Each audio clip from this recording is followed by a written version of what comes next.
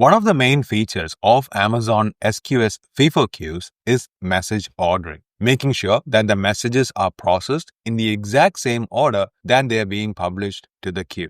In this video, we will dive more into message ordering in SQS FIFO queues, learn how the message group affects it, and also explore how this works when you have scaled up consumers processing messages from the queue. Hello everyone. My name is Rahul and welcome back to this channel where I talk about .NET, Cloud and DevOps. This video is part of my .NET on AWS series and a big shout out to AWS for sponsoring it. Here we have the existing ASP.NET API application that we used in the previous SQS video where we talked about deduplication. Now, if you're completely new to that, I highly recommend checking out that video, which will be linked here as well. Now, I have added two more endpoints to that solution, which are publish batch standard, which publishes to a standard queue, and also publish batch FIFO, which publishes to a FIFO queue. This is purely to demonstrate the differences between a standard queue and a FIFO queue. Now, all this does is loop through, creates 10 messages, and it uses the send batch async method to publish all of them to the queue.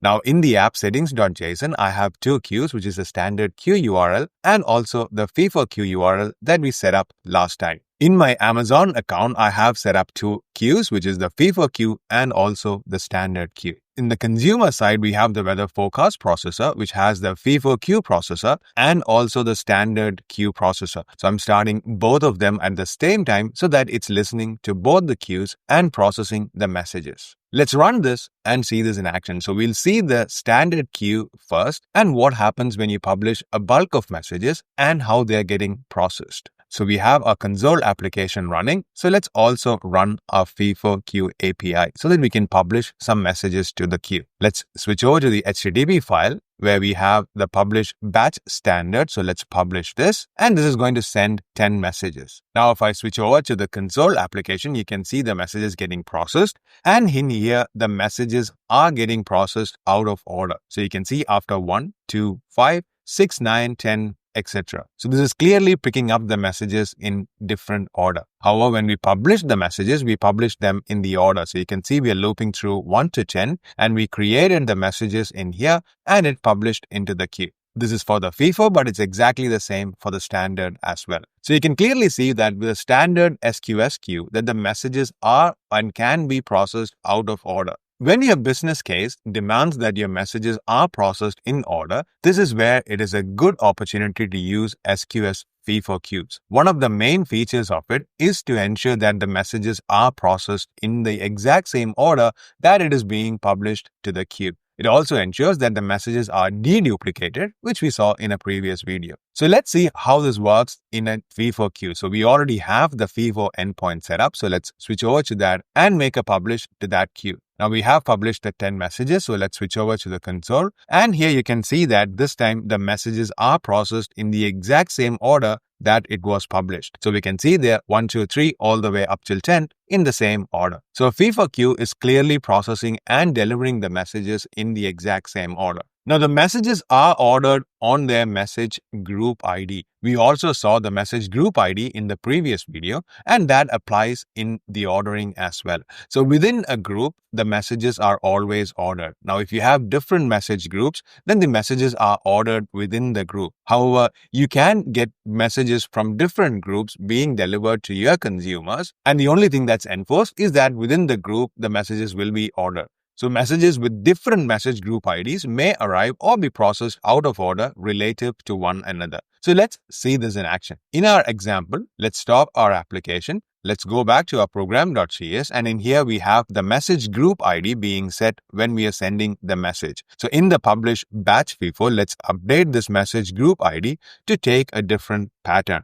Now we can make this random. So for now, let's simply use I%2. This is this mod operator. So for an even number, it will be 0. And for an odd number, it will be 1. It will be having message group ID 1 or 2 based on the index that it is on. So let's run this and see how this is now going to behave. So we have our console application running. So let's switch over to our HTTP file and let's make a publish to our FIFO endpoint. Now this is going to publish the 10 messages, and you can see here this time the messages are slightly out of order. Now this is because the groups is even and odd. So you can see all the odd group numbers were processed first and then the even numbers were being processed. So this is because we had put them into two different groups. Now in our consumer, so if you switch back to the processor code, you can see we are picking up 10 messages at the max. This is why we saw all the 10 messages come in the same group. Now, we only published 10 messages. Now, if we reduce this number, we will see a slightly different behavior. So let's make this as 2 so that only 2 messages are getting picked up in each request. And let's rerun our console application to see how that affects it. So let's rerun this. So our application has restarted. Let's make a request again to our HTTP endpoint to publish batch messages. Now this is going to publish batch messages to the queue, and this time you can see that it has first picked up 1 and 3, after which it has picked up 2 and 4, which is from the odd group, and then again 1 from the even group and then from the odd group. Now the pattern doesn't have to be exactly the same of alternating between these groups. However, you can see that it will be different groups that can get delivered at different times. Now, things get even interesting when you have multiple consumers. Up until here, we only had one console application running. So let's see what happens when you have multiple consumers, which is very common when you're running message processing and consumers to scale up your number of processing consumers. So let's see what happens in that case. Now, to see that in action, let's stop the consumer that's running in our rider. Let's keep the API running.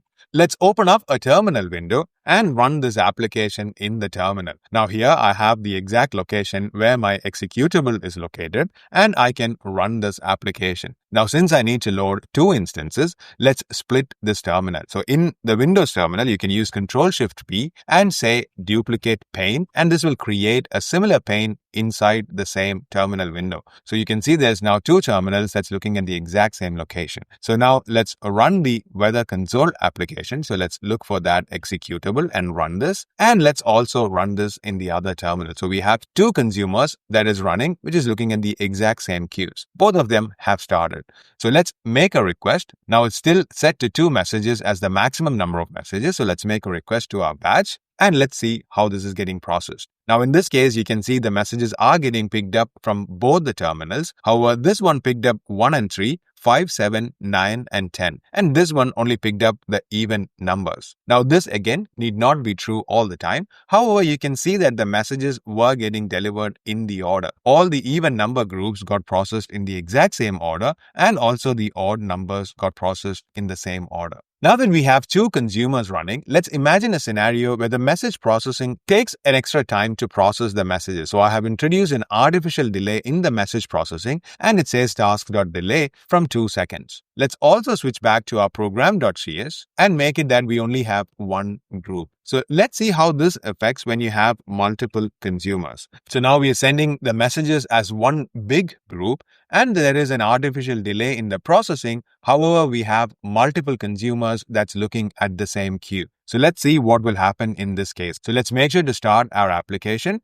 And we have 2 consumers running, looking at the exact same queues, and I'm going to send some messages. Now we have bulk messages being sent. Now you can see the messages start getting picked up. So here we have 1, 2 picked up. However, the other consumer is sitting idle when the other one is picking up. This is because you have a single group and the messages needs to be processed in order. Only once the messages you have taken is being marked as processed is the next set of messages for the same group being released to any consumers that is active. This is why you can see that when one of these is processing, the other one is not doing any work. This is because you only have one single message group, and because the message ordering has to be maintained, the queue doesn't release the messages even though there are messages to be processed. Now, if you had multiple groups, the other consumer can easily get the message from the other group and process it. So this is something you have to keep in mind when you are working with groups, and make sure that you're specifying the group IDs as you want. Now, if you put all your messages into one group, you're going to have a problem processing the messages fast enough.